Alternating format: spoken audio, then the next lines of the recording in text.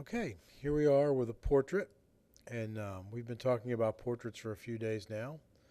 And I'm going to do a few things to this portrait to enhance its look. Um, One of the quickest and easiest things you can do to a portrait is go ahead and crop it to rule of thirds. I like to have the rule of thirds line right across their eyes. That gives me a good use of rule of thirds, I think. So I'll go ahead and do that. I'll crop it. And I'm going to do the trick that we learned on the landscape tutorial, whereas we create a gradient. I'm going to create a black to clear gradient. So I click my gradient tool, select my presets. Black to clear is this second one right here. And I put black in my foreground color. So with a black to clear gradient, we can then place that mode, or that layer rather, in overlay mode. Should help with the sky, and it helped a little bit. You'll also notice that it's really sunburning her face right now. So what I'm going to do is I'm going to select the sky. Need to be on the right layer. I'm going to select the sky here with my magic wand select tool. I'm going to inverse that selection, and I can use that inverse on this layer to delete that part of the layer that was her head. A lot easier than trying to do it by hand. Okay, so I've got the sky kind of straightened out right now. And I'm going to use something called curves on this, okay? You probably haven't seen curves before. I'm going to do it as an adjustment layer. And here's how curves works. Here's our adjustment layer controller. You recognize a histogram right here. This histogram is showing us that we have some blacks or some dark colors, mid-grays, and then some pure whites. Okay, and you can even see them here by the gradient. Now this line right here, what this lets us do is it lets us remap the blacks. For example, if I pull that line straight up like that, all of the blacks disappear. All of the blacks move up to about this level of gray right here. Okay, or remap the whites. If I do this, you see all the whites start to disappear, because this line represents the even distribution between blacks and whites as this was shot. This graph right here represents how many blacks and how many mid-grays and how many whites we have. Well, if I click right here on this and I kind of pull the upper grays up a little towards the top a little bit, and then I pull the darker grays a little towards the bottom, just a little bit, just a tiny little bit is all you need, it will really increase the contrast in this photograph without changing the middle grays, without changing the deep blacks, and without changing the pure whites. So let's take a look at the before and after. So here it is before, and here it is after.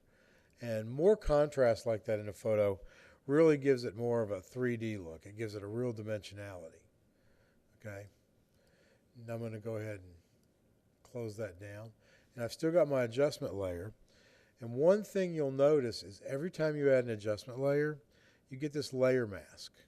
Here's this layer mask, okay? That lets me control which parts of this adjustment layer show through and which don't. Right now it's white, so the whole adjustment layer is showing through. But if I go Edit, and I go Fill, and I fill that adjustment layer with black, and the adjustment layer is going to fill because the little brackets are around it. We're editing the adjustment layer.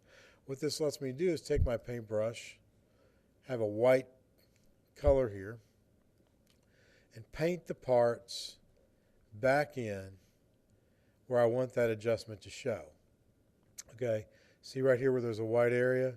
The adjustment is actually showing here because the layer mask, where it's black, it's hiding this effect, this curves effect, and where it's white, it's showing this curves effect. And if we decide, and her skin's going a little orange right here, so if we decide we don't like it, we can lower the opacity of that effect just a little bit. And I went down to about 24%. So it's subtle, but it's there, and it definitely shows in your print.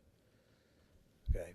And one more thing we can do to our portraits is we can sharpen them a little bit. There's a filter for sharpening.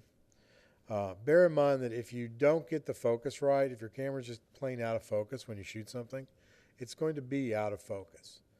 Okay, I'm going to go ahead and I'm going to flatten this down because I don't think I'm going to need these layers anymore. So I'll flatten the image. All the layers go away. Remember, that's a one-way trip. Once you save this, you don't get those layers back. And I'm going to duplicate this layer to sharpen. I'm going to sharpen on this duplicate. So I'm going to go up here under Filter. And I'm going to go to Sharpen. And I'm going to add an unsharp mask or smart sharpen. Those are the only two sharpens that I ever use. Okay, so I'll go ahead and do unsharp mask. And it puts us in a real close view of the image. I like to look at the eyes because that tells me where, that's really what we want to see. That's what we want to see, just super, super sharp. Don't over sharpen, because when you over sharpen, you start to get all kinds of crazy little artifacting around the edges of things. This program cannot actually bring more focus to something, but what it can do is it can increase the contrast at the edges. Okay, so I've given this a little bit of sharpening. I'm running my radius and my percentage up a little bit. There we go. So I'm giving it probably about 80 or 90% sharpening. I'm clicking OK. And if I turn this off, it's hard to see it, but it is sharpening it. And it does make a big difference when you print these out. So I'm going to go in and take a look at this. Okay, here's the unsharpened version. Here's the sharpened version. And I'm going to go ahead and add a layer mask to that. So I'm going to hide this entire layer by filling that layer mask with black. So I'll go Edit Fill. I tell it black. I'm going to zoom back a little bit so it's all hidden now. And what I like to do is, I'm going to grab a white paintbrush.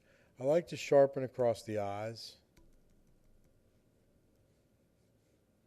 So if I paint white there, it's going to sharpen the eyes, and it's going to sharpen around the lips, sharpen the nose, maybe just a little bit down the jawline there and there. Okay? So those are some things that you can do to your portrait if it's not quite up to what you want it to be.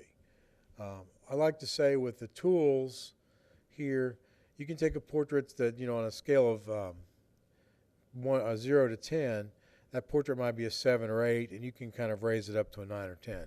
But if it's out of focus, if the composition's bad, if the exposure's not right, there aren't any filters in the world that can really help you with that. So that's it. Those are some things to do your portrait: sharpening and fixing the sky, and adding some contrast with curves.